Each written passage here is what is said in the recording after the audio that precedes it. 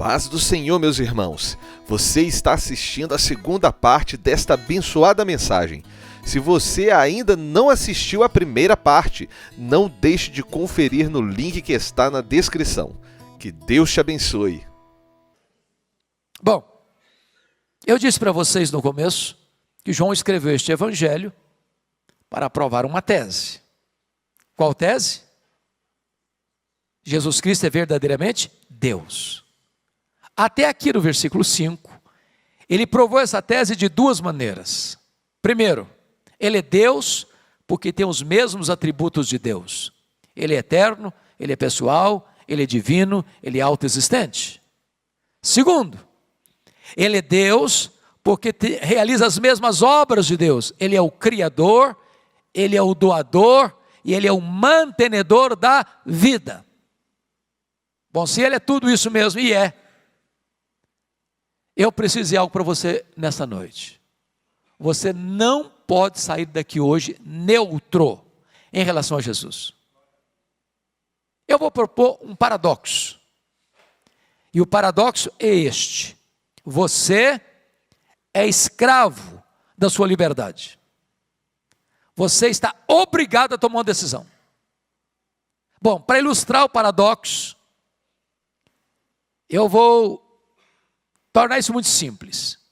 Você é como uma pessoa dentro de uma canoa, rio abaixo, à beira de um abismo. Você tem que tomar uma decisão. Você pode pular da canoa e nadar até a margem. Você pode remar e ancorar a canoa num lugar seguro. Ou você pode fingir que não tem abismo, ficar dentro da canoa até ser esmagado pela fúria das águas. Só uma coisa você não pode deixar de fazer: tomar uma decisão. Talvez você diga assim: bom, eu fui convidado para vir no culto aqui hoje e não tenho a mínima intenção de tomar qualquer decisão. Não vou tomar decisão, não quero tomar decisão. Aliás, eu estou até indeciso. Bom, eu preciso lhe dizer que a indecisão é uma decisão. A indecisão é a decisão de não decidir. Só que com respeito a Jesus isso é impossível. Foi ele quem disse: quem não é por mim, é contra mim. Quem comigo não ajunta, espalha. Então, por esta causa, a partir de agora, o evangelista João vai nos mostrar 3 decisões em relação a Jesus. A primeira delas, dos versos 6 a 9. A decisão de João Batista, o precursor do Messias. Houve um homem enviado por Deus, cujo nome era João. Este veio como testemunha para testificar a respeito da luz, a fim de todos irem a crer por intermédio dele. Ele não era luz, mas veio para testificar da luz, a saber, a verdadeira luz que vinda ao mundo ilumina a todo homem. Meus amados, de Malaquias a João Batista, tem 400 anos. Nós chamamos esse período de período interbíblico ou de silêncio profético, não é isso? Tinha templo, tinha música, tinha festa, tinha sacrifícios, mas não tinha a palavra de Deus. Depois de 400 anos, a palavra de Deus veio a João, filho de Zacarias, no deserto. E ele percorreu toda a circunvizinhança do Jordão, pregando o batismo de arrependimento para a remissão de pecados. E diz a Bíblia que toda a província da Judéia foi para o deserto, toda a cidade de Jerusalém foi para o deserto, toda a vizinhança do Jordão foi para o deserto. E Lucas 3, 7 e 10 diz que tinha multidões. Tinha também publicanos, tinha também soldados, tinha também muitos fariseus e muitos saduceus. E de repente, toda a multidão, sem exceção, toda a multidão, sem exceção, começa a cogitar e pensar assim: esse João Batista não é precursor do Messias, é coisa nenhuma. Ele é o próprio Messias. Ele é o próprio Messias. Está lá em Lucas 3, versículo 15. Todos pensaram a mesma coisa, sem exceção. Todos os votos que entraram na urna foram para ele. E então essa convicção da multidão, ou das multidões, se traduz numa pergunta, que beija os ouvidos de João Batista, com aquela voz sedosa do sibilo da serpente, e a pergunta era esta: porventura, tu não és o próprio Cristo? Olha a isca venenosa aí, olha o perigo aí. Outros já tinham se levantado, afirmando: eu sou o Cristo, eu sou o Cristo, eu sou o Cristo. Se João tivesse engolido aquela isca venenosa, ele podia pensar assim: bom, pensando bem, quer dizer, eu acho que eu sou um fenômeno. Tem 400 anos que ninguém junta tanta gente como eu estou juntando nesse deserto. Se eu me declarar Messias aqui, o povo já tem no meu lado. Mas ele não engoliu a isca, não. Ele foi categórico. Ele disse assim: eu não sou o Messias, eu vim preparar o caminho do Messias. Eu não sou o verbo, eu sou apenas uma voz que clama no deserto. Eu não sou a luz, eu aponto para Jesus e digo: este é a verdadeira luz que vindo ao mundo ilumina todo homem. Eu não sou o cordeiro, eu aponto para Jesus e digo: este é o cordeiro de Deus que tira o pecado do mundo. Eu não sou o noivo, eu sou apenas um amigo do noivo. Eu batizo com água, mas aquele que vem depois de mim é mais poderoso do que eu, e ele vos batizará com o Espírito Santo e com fogo.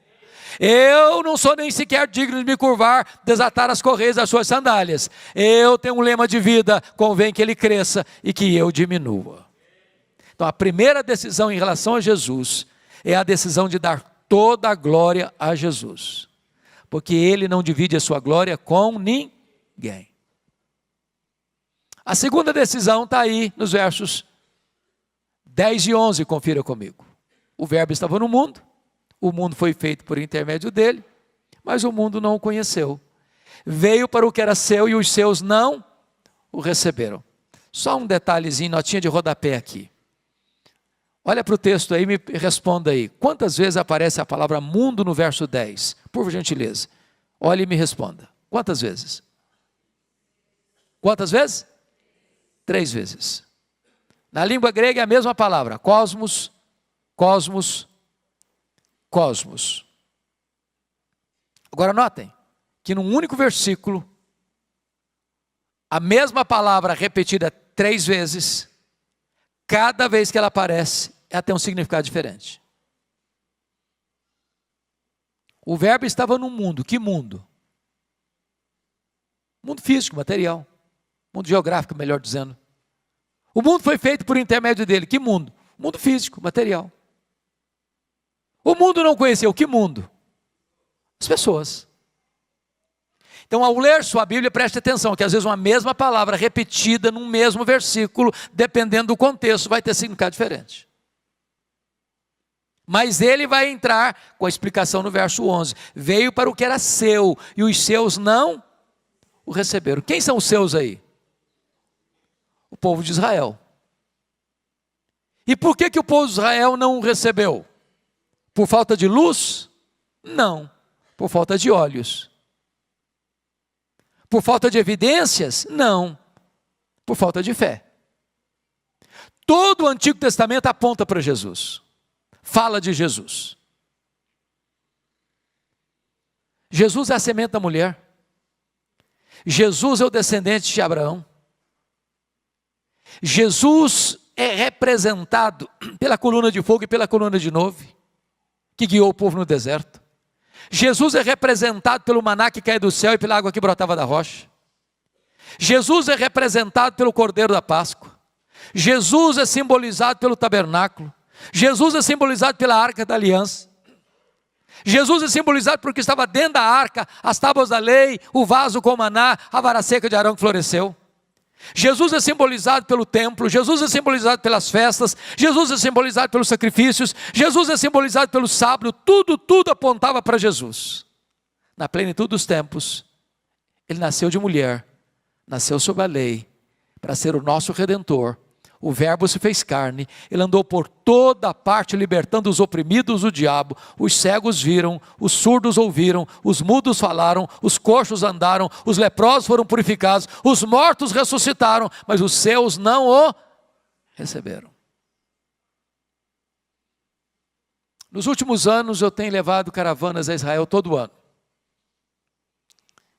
E é triste você chegar lá, sobretudo no Muro das Lamentações, e ver crianças, adolescentes, homens, mulheres, velhos, lendo a lei e orando, fervorosamente, aguardando ainda o Messias, que já veio há 2000 anos, na pessoa de Jesus de Nazaré.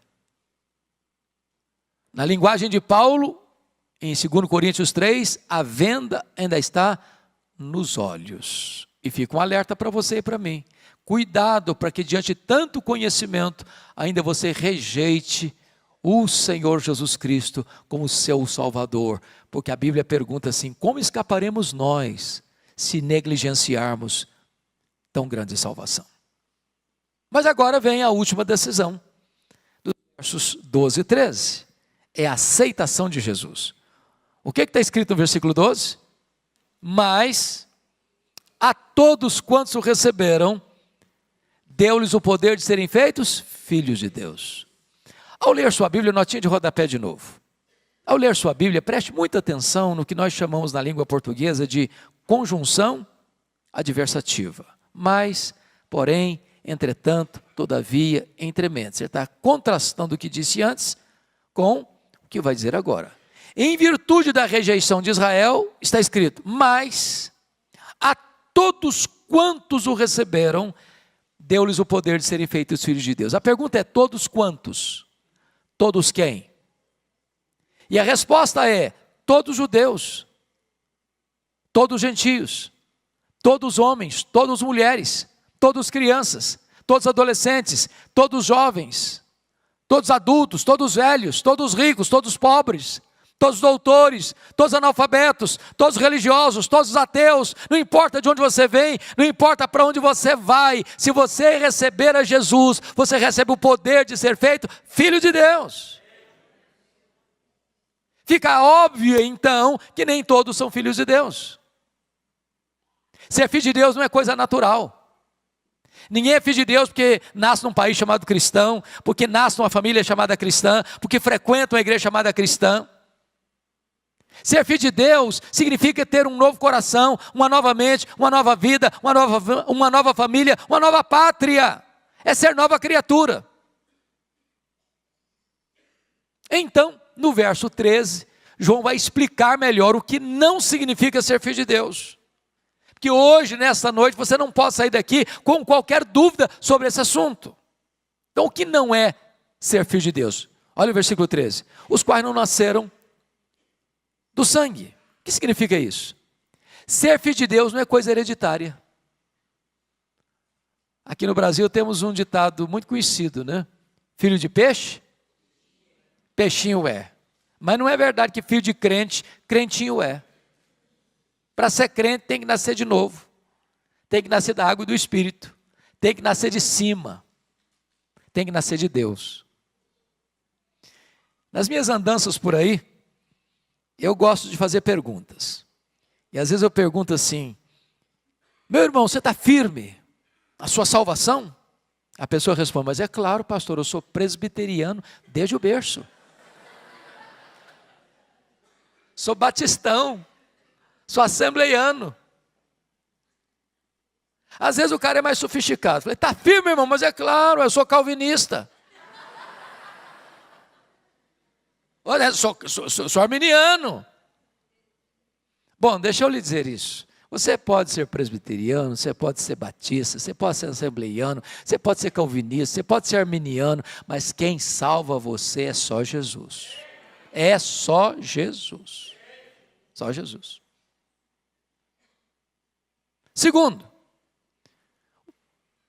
o que não é ser filho de Deus? Os quais não nasceram do sangue, nem da vontade da carne. O que significa isso? Nenhum de nós tem competência para nos autoproclamarmos filhos de Deus. Salvação não está na sua mão, salvação não está na mão da igreja, salvação não está na mão de nenhum concílio eclesiástico. A salvação está na mão de Deus. Só Deus pode fazer de você seu filho. E a condição que ele requer é, a todos quantos o receberam, deu-lhes o poder de serem feitos filhos de Deus. Então deixa eu ilustrar isso. Vocês moram numa grande metrópole. Quando chega feriadão longo, todo mundo quer escapar, né? Então vocês já moram nas regiões montanhosas, vocês moram nos estados de belíssimas montanhas. Imagine que você, num feriado desse, vai escolher as montanhas mais bonitas de Minas Gerais. Aquele lugar belíssimo, as árvores empinadas aos céus, com a sua cabeleira esvoaçando pelo soprar do vento, aquela grama verde farfalhante, aquele regato de águas cristalinas que vai rasgando as entranhas deste gramado tão bonito, as flores mimosas com as suas pétalas aveludadas, o passareda a cantar, as borboletas enchendo o espaço de tantas cores, e aquele perfume inebriante que canta esse ambiente tão lindo e idílico, e aquela brisa tocando o seu rosto, gostosamente, você diz, que coisa maravilhosa. Quer saber de uma coisa?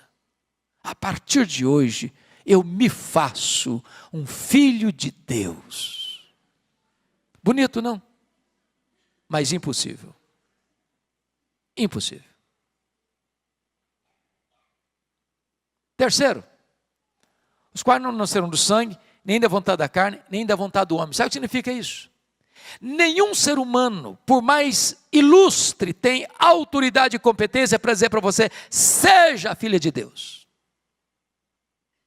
Nem os patriarcas, nem os profetas, nem os apóstolos, nem os pais da igreja, nem os reformadores, nem os avivalistas, nem Paulo, nem Pedro, nem Maria, nem o Papa, nem o sacerdote, nem a igreja, nem qualquer concílio eclesiástico pode dizer para você, seja filho de Deus. Só Deus pode fazer isso. A quem Ele faz? A todos quantos receberam a Jesus como seu Salvador, como seu Senhor. Bom, aí João vai terminar nos levando ao último versículo. E o que está escrito no último versículo? E o verbo se fez carne e habitou entre nós, cheio de graça e de verdade. E vimos a sua glória, glória como do unigênito do Pai. Meus irmãos, Atanásio, que venceu as teses heréticas de Ario lá no Concílio de Nicéia em 325, escreveu um livro sobre a encarnação. Está em português, pastor, esse livro. Está na língua portuguesa já. E ele diz que a encarnação é o maior mistério do cristianismo. E é mesmo. Se não, vejamos. O que está escrito aí? O verbo? Que verbo? Que verbo? O verbo eterno, pessoal, divino, autoexistente, criador. O verbo que é Deus, infinito e imenso, imutável, eterno, onipotente, onipresente, onisciente, transcendente, que nem os céus dos céus pode contê-lo. E agora diz Filipenses 2,6 que ele a si mesmo se esvaziou. Ele não foi esvaziado não, a si mesmo se esvaziou. Ele foi se esvaziando, e se esvaziando, e se esvaziando, e se esvaziando, a ponto de se transformar num zigoto, num embrião, num feto, que nasceu de uma virgem, foi enfaixado em panos, e colocado num coxo de animal, numa manjedoura. Aquele bebê é o Criador do universo. Mas ele não veio para ficar longe de nós, não, ele veio para habitar entre nós. Ele vestiu pele humana, ele calçou as sandálias da humildade, ele pisou o nosso chão, ele comeu o nosso pão, ele bebeu a nossa água, ele chorou a nossa lágrima, ele sentiu a nossa dor, ele carregou sobre o seu corpo no madeiro os nossos pecados, ele morreu pelos nossos pecados, ele ressuscitou para a nossa justificação, ele voltou para o céu, ele derramou o Espírito Santo, ele está sentado no trono e ele voltará pessoalmente para buscar a sua noiva. Agora notem. Ele não veio cheio de justiça e juízo. Ele nos fulminaria. O melhor de nós, diz a Bíblia, as nossas justiças, aos olhos dele, não passam de trapos de imundícia. Desculpem, mas é um termo feio. E a palavra trapos de imundícia é o absorvente que a mulher usa e joga numa sacola de lixo e descarta. Isso é o melhor de nós. E o pior de nós, o que seria? Então baixa a bola. Baixa a bola. Mas bendito seja Deus, Ele veio até nós cheio de graça e de verdade. Nos apanhou arruinados, sujos, depravados, condenados, mortos nos nossos delitos e pecados, e Ele nos deu vida, e Ele nos limpou, Ele nos lavou, Ele nos restaurou, Ele nos exaltou, e nos fez assentar com Ele nas regiões celestes, acima de todo principado e potestade. E João conclui assim: e vimos a sua glória, glória como do unigênito Pai. Vocês que são a igreja bem instruída, sabem disso. Glória não é um atributo de Deus. Glória é a somatória de todos os atributos de Deus no seu resplendor máximo. Por exemplo, quando Deus mandava um profeta lá no Velho Testamento, via de regra ele apontava para um atributo de Deus em especial. Isaías enfatizou a santidade, Amós enfatizou a justiça, Oséias enfatizou a misericórdia. Mas quando Jesus Cristo veio, Ele não veio para falar deste ou daquele atributo, Ele veio para revelar Deus no sentido pleno. Sabe por quê? Ele era exatamente a expressão do ser de Deus, Ele era o resplendor da glória, nele habitava corporalmente toda a plenitude da divindade. Por isso só Ele pode dizer: eu e o Pai somos um, quem me vê a mim, vê o Pai. Então, está provada a tese de João. Jesus de fato é Deus. Mas eu não posso terminar.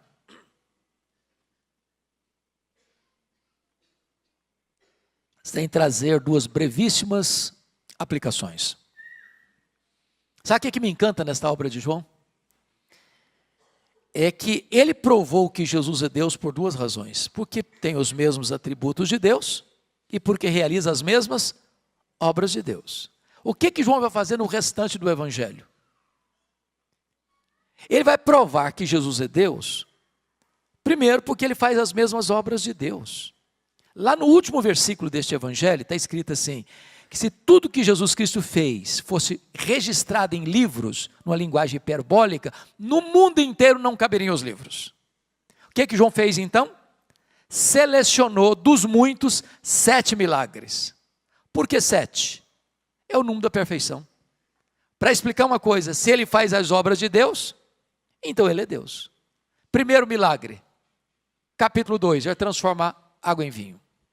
Segundo milagre, capítulo 4, ele cura o filho do oficial romano. Terceiro milagre, capítulo 5, ele cura o paralítico de Betesda. Quarto milagre, capítulo 6, ele multiplica pães e peixes. Quinto milagre, capítulo 6, ele anda sobre o mar. Sexto milagre, capítulo 9, ele cura o cego de nascença. Sétimo milagre, capítulo 11, ele ressuscita Lázaro. Se ele faz as obras de Deus, logo ele é Deus. Então está provada a tese de João. Mas em segundo lugar, João prova a sua tese dizendo que ele tem os mesmos atributos de Deus. O que João vai fazer? João vai pegar uma declaração de Jesus, João 8,58. Antes que Abraão existisse, eu sou. E eu sou é o grande nome de Deus revelado a Moisés no Sinai. É o Deus Iavé, ou o Deus Javé, de onde vem a nossa palavra Jeová. Jeová, na verdade, é a composição de dois nomes de Deus. Você pega as consoantes de Javé com as vogais de Adonai e forma o nome Jeová, pois Jesus é o Jeová do Velho Testamento. O que João vai fazer? Selecionar 7 declarações de Jesus: eu sou. Primeira declaração, João 6,35, eu sou o pão da vida.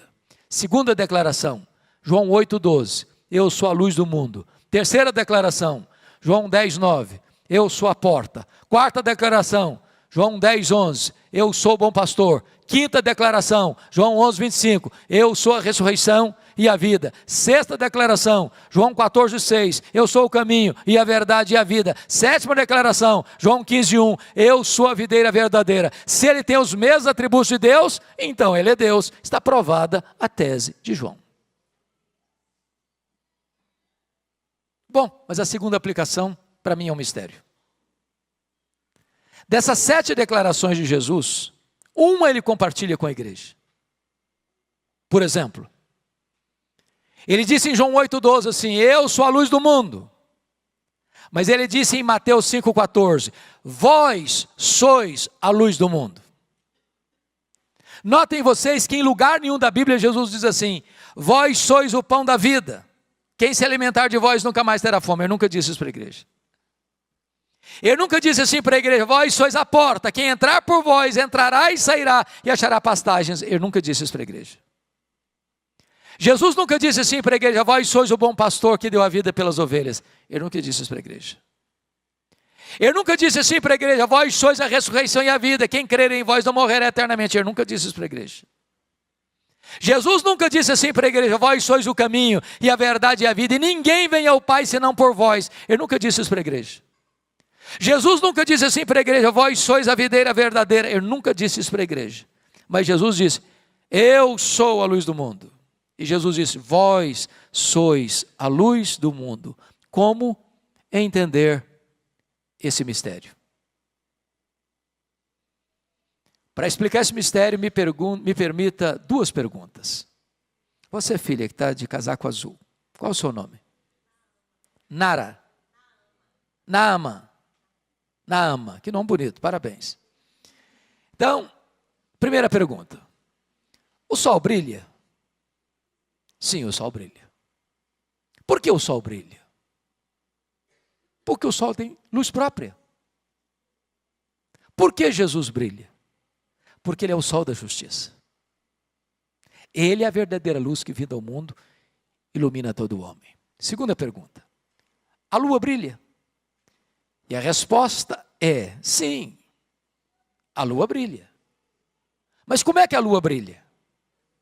A lua não tem luz própria. A lua só brilha na medida em que ela reflete a luz do sol. Então preste atenção aqui. A igreja não é a luz do mundo na mesma medida que Jesus é luz do mundo. A igreja não tem luz própria. A igreja só brilha na medida em que ela reflete a luz de Jesus, o sol da justiça, a verdadeira luz que vindo ao mundo ilumina a todo homem. Então sabe qual é o papel da Sexta Igreja Presbiteriana de Belo Horizonte? Sabe qual é o seu papel? É sair pelas ruas, pelas praças, pelos becos, pelas avenidas, pelas escolas, pelas universidades, pelos hospitais, pelo comércio, pela indústria, pelo campo, levando essa luz e deixando essa luz brilhar. Porque só existe uma luz que, refletindo, ilumina todo homem. É a luz daquele que é Deus, que é o nosso glorioso Redentor. Portanto, a Ele a honra, a glória, o louvor e o domínio pelos séculos dos séculos. Amém.